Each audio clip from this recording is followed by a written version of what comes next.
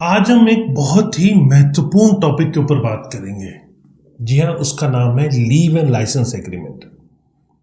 Rent agreement तो आपने सुना ही होगा, लेकिन लीव एंड लाइसेंस एग्रीमेंट क्या होता है, ये रेंट एग्रीमेंट से कैसे अलग है, एविक्शन प्रोसेस क्या है, यानी अगर आपको प्रॉपर्टी खाली करानी है तो इसका क्या प्रोसीजर है। चिंता मत कीजिए, आज के वीडियो में ये सब हम आपको डिटेल में समझाने वाले हैं। वीडियो को अंत तक ज़रूर देखिएगा ताकि लीव एंड लाइसेंस एग्रीमेंट को लेकर आपको कोई कंफ्यूजन ना हो। कई बार देखा है मैंने, लोग आधा देख के फ़ोन करके पूछते हैं कि आप बता दो। आप पहले पूरा देखिए और समझिए, मैं हर एस्पेक्ट इसका क्लियर करने वाला हूँ। और अगर कुछ रह जाए तो नीचे कमेंट सेक्शन में आप मुझसे ज़रूर पूछ सकते हैं। मैं कोशिश करूँगा कि आपके क्वेश्चंस के आंसर भी दूँ। तो चलिए शुरू करते हैं और इस टॉपिक को डिटेल में आपको समझाते हैं। नमस्कार, मैं हूं प्रदीप मिश्रा। प्रॉपर्टी मिश्रा शो में आपका स्वागत है। यहाँ हम आपको प्रॉपर्टी और प्रॉपर्टी मार्केट की हकीकत बताते हैं। नो बकवास, डायरेक्ट काम की बात। चलिए शुरू करते हैं। सबसे पहले लीव एंड लाइसेंस एग्रीमेंट क्या है, इसको एक्चुअल में मतलब इसका होता क्या है। बेसिकली एक लीगल कॉन्ट्रैक्ट होता है जिसमें प्रॉपर्टी के मालिक यानी लाइसेंसर किसी और व्यक्ति को, जिसे हम लाइसेंसी कहते हैं, को अपनी प्रॉपर्टी टेम्पररी बेस पे यूज करने की परमिशन देते हैं। अब यहाँ सबसे इंपॉर्टेंट बात यह है कि रेंट एग्रीमेंट की तरह इसमें प्रॉपर्टी का पोजीशन ट्रांसफर नहीं होता। ऑनर का कंट्रोल पूरी तरह से बना रहता है। तो ये जो है वो इंडियन ईजमेंट एक्ट 1882 के तहत गवर्न होता है। ये परमिशन बेस्ड कॉन्ट्रैक्ट है और इसमें टेनेंसी बिल्कुल नहीं है। आमतौर पे इसका ड्यूरेशन 11 महीने का होता है ताकि रजिस्ट्रेशन और रेंट कंट्रोल लॉ से इससे बचा जा सके। लेकिन अगर रजिस्टर कराया जाए तो ये 60 मंथ तक का भी हो सकता है। अब क्या आपने पहले लीव एंड लाइसेंस एग्रीमेंट के बारे में सुना है? ये मुझे कमेंट सेक्शन में आप ज़रूर बताइए। नहीं है तो पूरा सुनेंगे आप वीडियो लास्ट तक, क्योंकि ये वीडियो आपके लिए, अगर आपके पास प्रॉपर्टी है और आप किराए पे देना चाहते हैं या किराए पे लेना चाहते हैं, तो आपके लिए बहुत समझना बहुत ज़रूरी है। तो मुझे कमेंट सेक्शन में आपने इसके बारे में कितना सुना है ये भी बताइए। और लास्ट में ये भी बताइएगा कि पूरा वीडियो देखने के बाद आपको क्या क्लैरिटी मिली, क्या आपके डाउट्स क्लियर हुए, क्योंकि अब मैं आपको इसके कुछ फीचर्स बताने वाला हूँ। इस एग्रीमेंट के जो इंपॉर्टेंट फीचर है वो आपसे बताऊंगा। यहाँ एक टेम्पोररी परमिशन होती है, यानी प्रॉपर्टी को एक फिक्स्ड समय के लिए यूज करने की परमिशन मिलती है, जो आमतौर पे शॉर्ट टर्म की होती है। लाइसेंसी को प्रॉपर्टी के ऑनरशिप या टेनेंसी में कोई राइट नहीं होता। लाइसेंसी ऑनर की रिटन परमिशन के बगैर, ऑनर मतलब लाइसेंसर, लाइसेंसी ऑनर की रिटन परमिशन के बगैर प्रॉपर्टी को सबलेट या असाइन नहीं कर सकता। यहाँ लाइसेंसर एग्रीमेंट में दिए गए नोटिस पीरियड के अनुसार परमिशन रिवोक कर सकता है। मैं फिर से बता रहा हूँ आपको कि लाइसेंसर एग्रीमेंट में दिए गए नोटिस पीरियड के अनुसार परमिशन रिवोक कर सकता है। अब एग्रीमेंट के टर्म्स जैसे कि ड्यूरेशन, लाइसेंस फी, मेंटेनेंस आदि को जरूरत के हिसाब से कस्टमाइज किया जा सकता है। रेंट एग्रीमेंट के मुकाबले में पेपर वर्क इसमें थोड़ा सा कम होता है और एग्जीक्यूट करना भी इसको थोड़ा आसान होता है। इसमें इंटरेस्ट फ्री सिक्योरिटी डिपॉजिट लिया जाता है, जो एग्रीमेंट खत्म होने पर लाइसेंसी को रिफंड कर दिया जाता है। अब लीव एंड लाइसेंस एग्रीमेंट और रेंट एग्रीमेंट में क्या फ़र्क है ये भी आपको समझना ज़रूरी है। रेंट एग्रीमेंट और लीव एंड लाइसेंस एग्रीमेंट दोनों अलग अलग लॉ के तहत आते हैं। Rent agreement transfer of property act और रेंट कंट्रोल एक्ट के तहत आता है, जबकि leave and license agreement Indian easement act 1882 के तहत आता है। रेंट एग्रीमेंट में टेनेंट को प्रॉपर्टी का एक्सक्लूसिव पोजीशन और लीज होल्ड राइट मिलते हैं, लेकिन लीव एंड लाइसेंस एग्रीमेंट में लाइसेंसी को सिर्फ परमिशन मिलती है, पोजीशन ट्रांसफर बिल्कुल नहीं होता।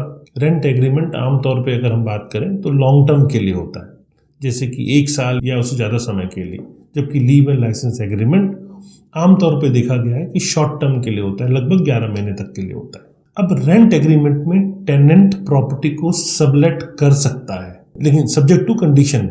लेकिन लीव एंड लाइसेंस में लाइसेंसी बगैर मालिक की परमिशन को ऐसा नहीं कर सकता। रेंट एग्रीमेंट में खासकर टेनेंट को रेंट लॉज के तहत बहुत ज़्यादा, मैं कहूँगा कि स्ट्रॉन्ग प्रोटेक्शन मिलती है, जिससे एविक्शन करना मुश्किल हो जाता है। अगर वो नहीं खाली कर रहा तो ज़्यादा दिक्कत आती है।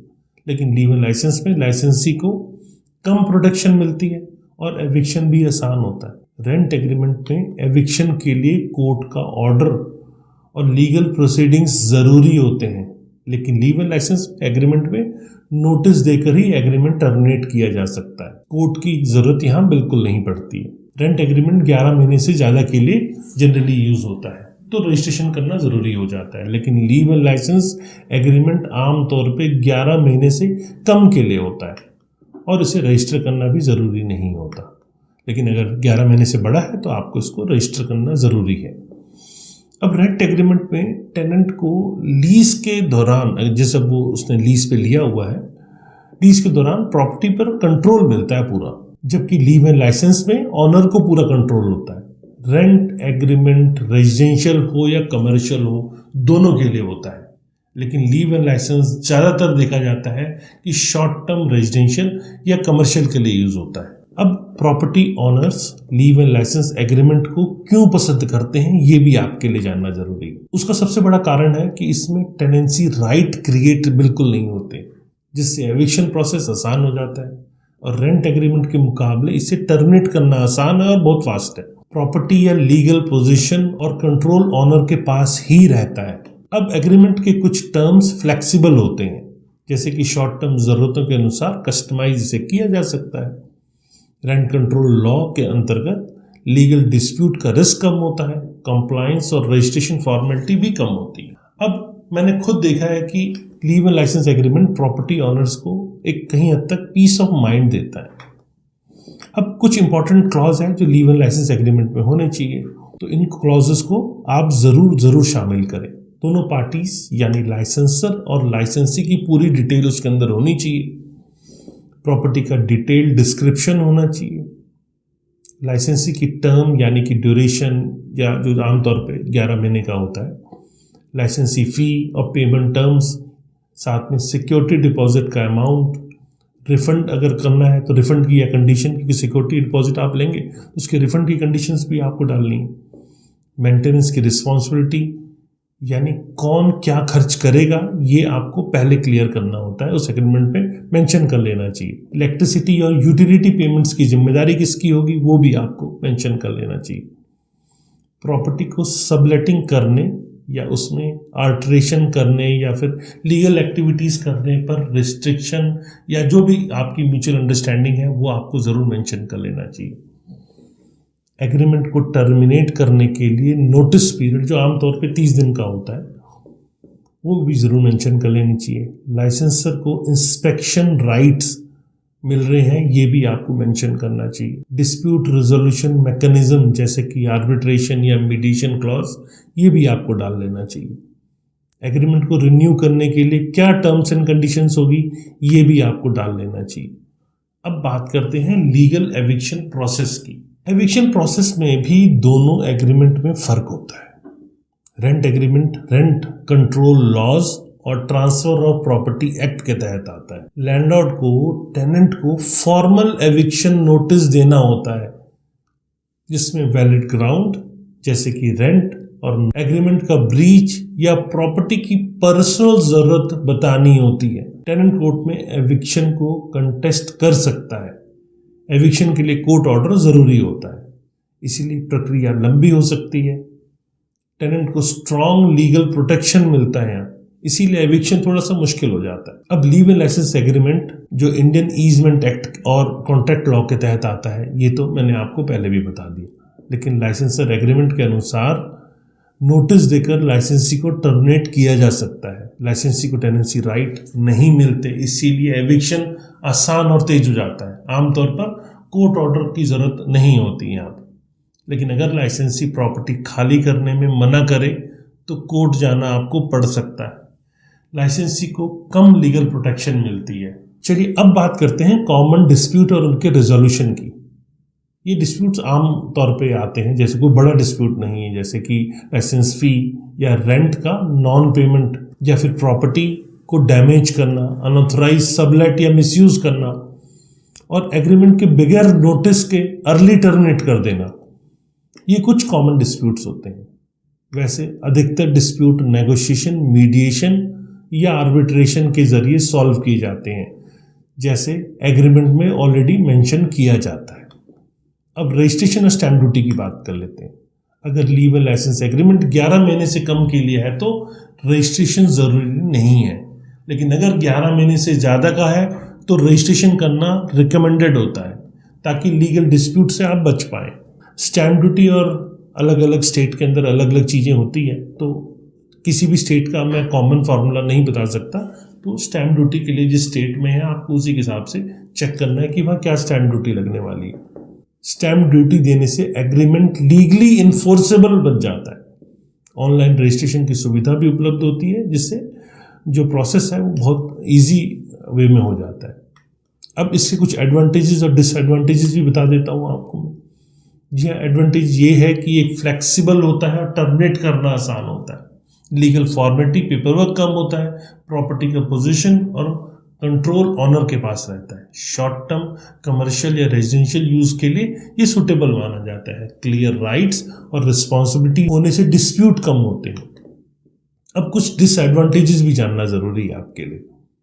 जी हाँ, डिसएडवांटेज में लाइसेंसी को लिमिटेड ऑक्यूपेंसी राइट मिलते हैं। लाइसेंसी सडन टर्मिनेशन से कहीं हद तक परेशान हो सकता है।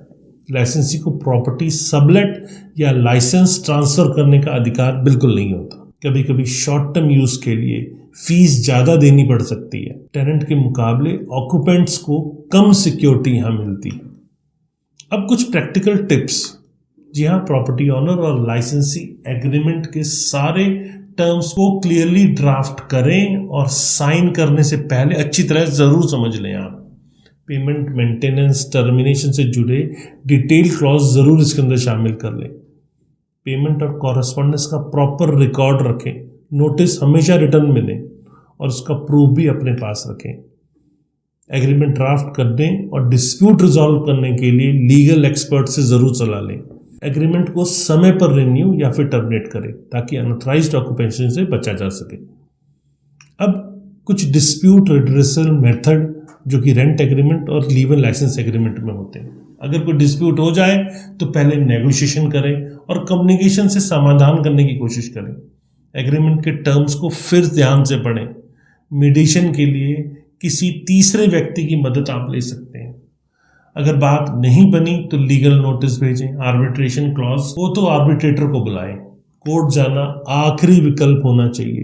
तो दोस्तों, leave and license agreement rent agreement का एक फ्लेक्सिबल अल्टरनेटिव है। मुझे उम्मीद है कि आज का वीडियो आपको बहुत इन्फॉर्मेटिव लगा होगा। अगर आपको वीडियो पसंद आए तो लाइक ज़रूर करें और कोई सवाल हो तो कमेंट में मुझसे पूछें। वीडियो को अपने दोस्तों के साथ, परिवार के साथ ज़रूर शेयर करें। प्रॉपर्टी मिशन शो को सब्सक्राइब करें और रियल एस्टेट से जुड़े और इन्फॉर्मेटिव कंटेंट के लिए बेल आइकन दबाएं। नमस्कार और जय हिंद।